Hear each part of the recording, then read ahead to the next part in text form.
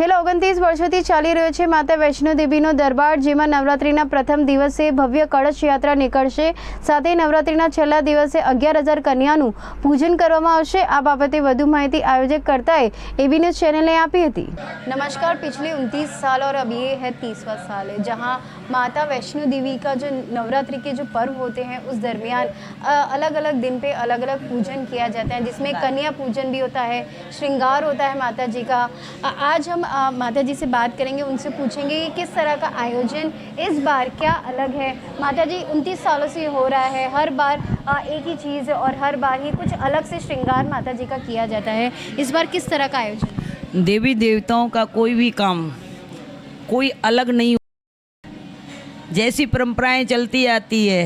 यहाँ की पूजा अर्चन न किसी वेदों से लिया हुआ है, न किसी शास्त्र से लिया हुआ है, न ही किसी शास्त्र को उपवास से किसी से भी लिया हुआ है. जितनी भी यहाँ पूजा आराधना हो रही है, माँ भगवती स्वयं, माँ वैष्णो रानी त्रिपुर सुंदरी स्वयं प्रकट होकर जिस भी तरह से आवाज़ देकर स्वप्न में आकर वही चीज़ करते हैं. और मैं तो एक कठपुतली हूँ, माँ का जैसा आदेश होता है उस आदेश के अनुसार काम करती चली जा रही हूँ. जय माता दी. जी, कल कलश यात्रा है, फिर कन्या पूजन भी है, क्या है?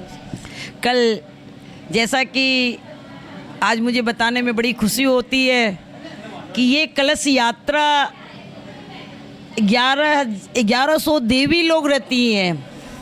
आज तक पूरे विश्व में जितने भी कलश यात्रा होती है किसी अनुष्ठान के निमित्त किया जाता है, परंतु ये कलश उठेंगे ये मेरे लिए, माता जी के लिए. जैसा भगवती ने मुझे स्थान दिया है उसके अकॉर्डिंग में ये मेरे लिए 1100 देवियाँ होती है.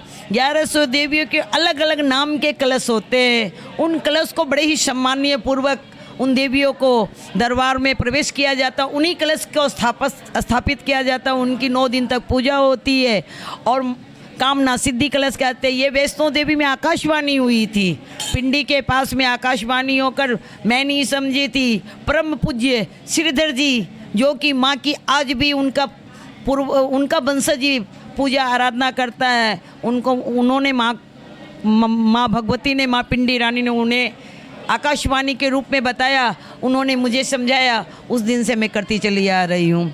ये बड़े ही सूरत वासियों के लिए लाभकारी है. महालक्ष्मी कलश है क्योंकि वैष्णो देवी ही महालक्ष्मी है.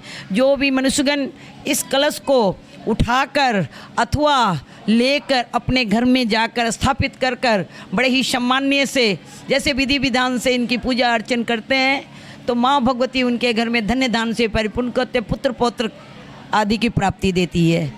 इसी उपलक्ष्य में उसी दिन से 29 सालों से ही ये कलश यात्रा हो रही है. जय माता दी. जम्मू वैष्णो देवी तीर्थ जाओ यहाँ आओ बराबर है. ये मतलब मंदिर नहीं है, माता ने इसको वैष्णो देवी तीर्थ की पावर दी हुई है. मतलब सूरत वालों के लिए बहुत अच्छा है. घर बैठे बैठे तीर्थ धाम हो गया. तीर्थ का पुण्य होता है, 100 मंदिर जाओ 1 तीर्थ जाओ बराबर है. इतना बड़ा पुण्य होता है.